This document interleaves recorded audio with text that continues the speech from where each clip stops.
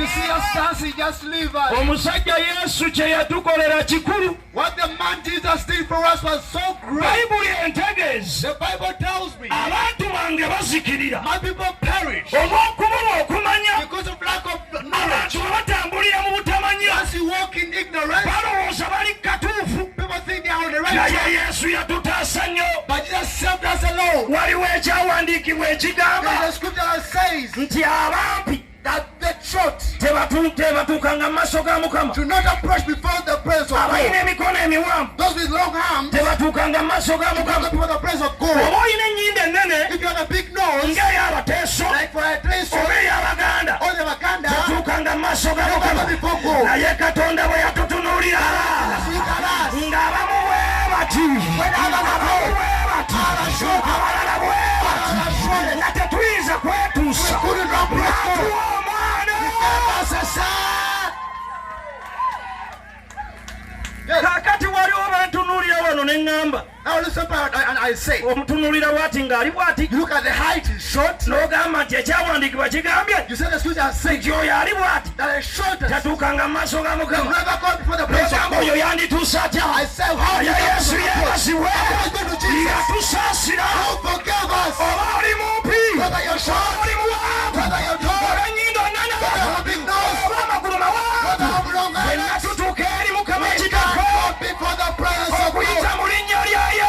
through the name of Jesus. Olaba abanyenya, olaba abanyenya, olaba abayimba, olaba abanyenya, olaba abanyenya, olaba abanyenya. Wulira kino.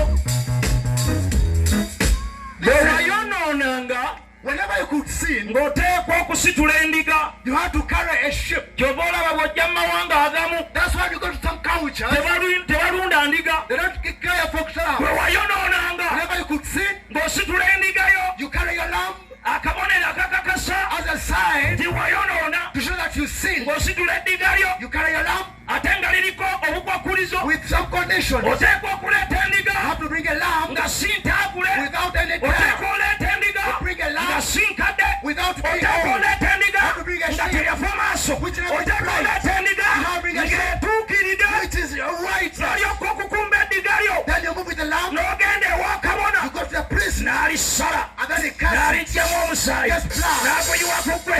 Ebibiryo ebidda mu ndiga, obusukirivu bw'endiga ne budda ku gwe Go to you, mwaka ku mwaka. year by year. Katonda bwe yatutunuulira When God looked at us, nga kumwe temuli asobola kulunda ndiga. when you could look at sheep, Yokaana agamba that's what says. bwe yalaba Yesu When he saw Jesus, aga nti laba he says, behold, akaliga ka Katonda akajjawo ebibikaaso. Mukama Katonda n'atuweera Yesu. Yesu ke kaliga ka Katonda akajjawo ebibi bya byonna. Once you have Jesus, there's no need to carry a lamb. Once you have Jesus, you have met the standard of heaven.